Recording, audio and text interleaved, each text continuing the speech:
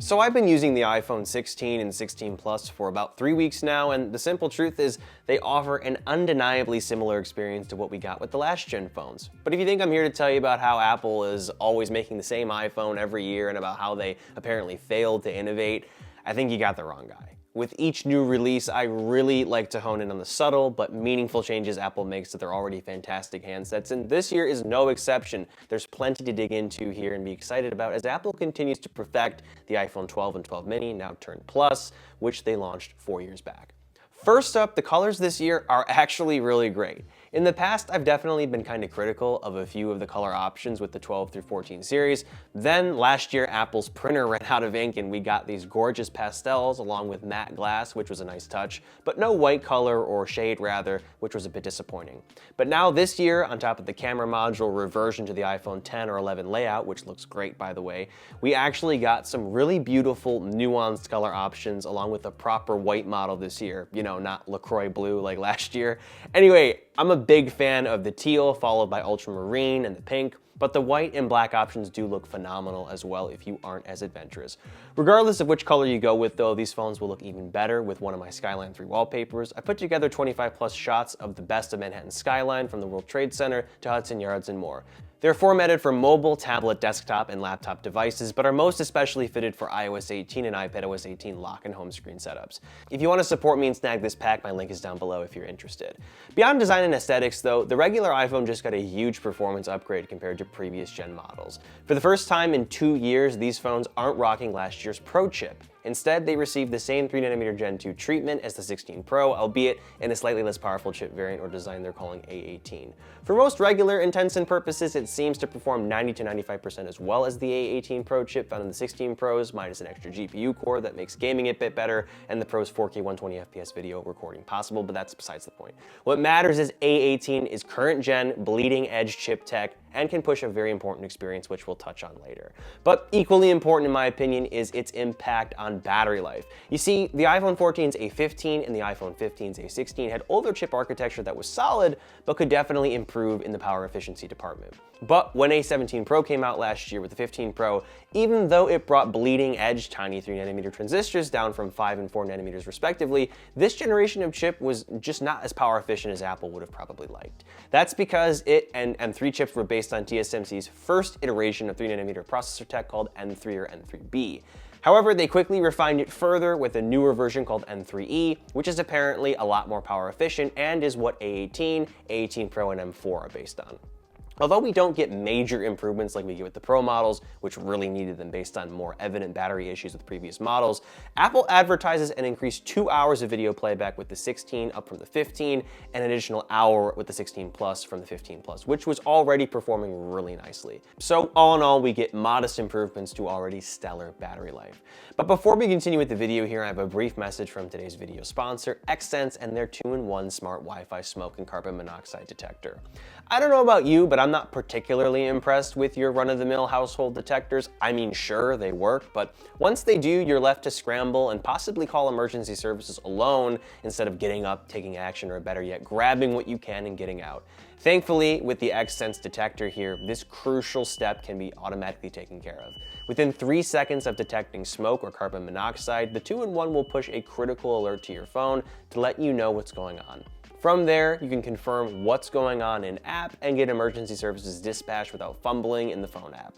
Speaking of the app, this again is a Wi-Fi equipped detector, so there's no base station required, and more importantly, it's super easy to set up and manage on your phone, which by the way is a really nice intuitive user experience.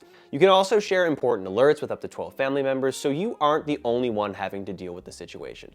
Best of all though, you can stop the alarm in-app if the coast is clear without having to pull out a ladder. So what are you waiting for? Upgrade your home safety with one of these today, especially in time for this upcoming winter while fire risks increase as you try to keep warm and festive. I'll leave links to Xsense's site, their Protect Plus subscription, and their Amazon page for the 2-in-1 detector as well if you're interested. Anyways, back to the video here. Next up, let's talk about something obviously brand new about these phones, and that of course is the camera control, which apparently is kind of controversial. I mean, it isn't the best thing since sliced bread or anything, but it's definitely so nice to finally have a dedicated camera button on the iPhone standard across all new models. It's super easy to toggle with your left thumb or right hand in the meat of your right thumb, if that makes sense. Beyond opening the camera app though, it also acts as a physical shutter button along with a touchpad for toggling between the cameras, smooth zooming, changing exposure, styles, tone, and more, along with navigating through the menu so you can pick the camera toggle of your choice. While none of this is super convenient for quick capture, if you have the time to be thoughtful and to compose a shot in landscape, the camera control is fantastic for locking everything down the way you want without getting your fingers in the way of your screen or your viewfinder. Again, while this isn't exactly groundbreaking or anything, it's more than welcome, and I'm so happy we'll continue to see it in future iPhones, and I'm confident that it will evolve and mature with time too. On top of the camera control, we also get the action button in place of the 17-year-old mute toggle switch. May it rest in peace. You can still use the action button to toggle silent or do not disturb mode, but thankfully you can customize it to do so much more than just that. I, for one, map it to the Home app so I can quickly toggle my HomeKit lights and such without having to dig around for the Home app in my app library or control center. You can also map it to Flashlight, any app of your choice, a shortcut, voice memos, the list goes on. You can even rig it in shortcuts to toggle different things based on orientation and time of day, which is super sick. In short though, just like the camera control, the action button is a genuinely useful evolution that I think a lot of you will enjoy if you snag one of these new models. Another new addition beyond these buttons is macro photography. This was introduced back with the iPhone 13 Pro and remained an exclusive Pro feature since then, until now. We have an updated, more advanced ultra-wide camera that lets in more light and has the optics to let you take super detailed macro photos of anything your heart desires. It's pretty straightforward, but this is a huge win for consumers since it gives you an additional lens, so to speak, on top of the standard 0.5x, 1x, and 2x perspectives you can shoot in. Essentially, you get 4 different cameras in one phone now, which is pretty pro for a non-pro phone if you ask me.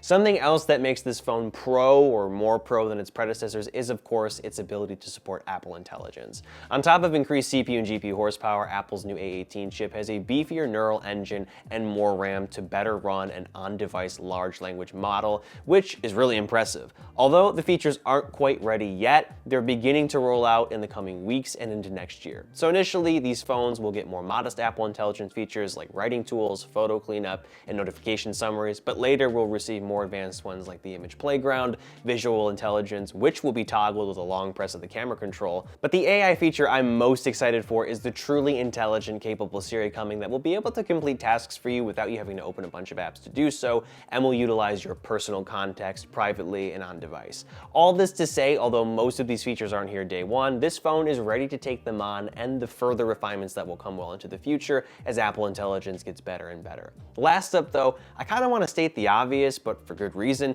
So many people complain that the iPhone 16 and 16 Plus are too similar to last gen models, and I get that, but I don't know why that's such a bad thing. Great phones take time to make and more so evolve, and I'm sure that Apple's cooking up some crazy stuff behind the scenes for next year and beyond since we are due for a design overhaul after all. Nonetheless though, the iPhone 15 and 15 Plus were quite the upgrade over the 12 through 14 models in pretty much every aspect, particularly with the 48 megapixel camera, 24 megapixel default photos, the addition of the 2x virtual yet optical quality lens, matte glass and curved edges, the dynamic island, and of course the implementation of USB Type-C. So yeah, you get all these 15 and 15 Plus goodies on top of the new additions this year that I've gone over in this video. As Linus Sebastian of all people is even pointing out on the WAN show and other LTT related content, funnily enough, with him being the huge Android and PC guy that he is, this is a great year for the regular iPhone models, so much so he himself has considered picking up a 16 or 16 Plus over the Pro models because he doesn't need the extras to feel like he's getting a solid iPhone experience. But to bring it all home here though, with or without AI, these phones are an amazing value and bring very useful quality of life improvements that are worth the upgrade to if you have the iPhone 14 or older, and perhaps more ideally a 13 or 12 if you really want to maximize the value you get out of upgrading.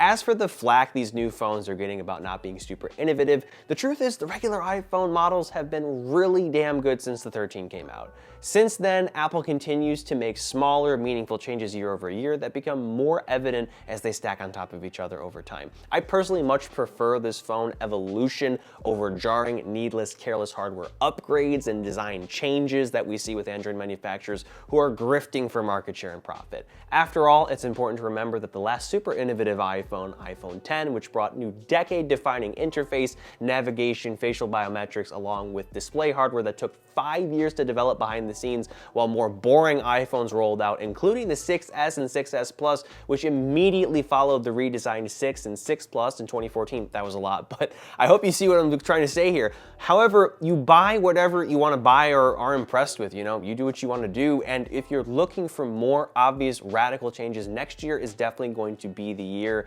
or a more ideal time to whip out your wallet for an iPhone upgrade. In the meantime though, if you aren't as savvy or you just need a new great phone, iPhone 16 and 16 Plus will deliver an experience that is, in my opinion, pro level without the extra additions that even pro users may not even think to use. All for $200 to $300 cheaper, which is nothing to bat your eye at nowadays in this whack economy. Anyway, that about wraps things up here. I hope this video was helpful. Check out my links to Xsense along with my SKYLINE III wallpaper pack down below if you're interested. And as always, I'm Noah, and I will catch you all in the next one.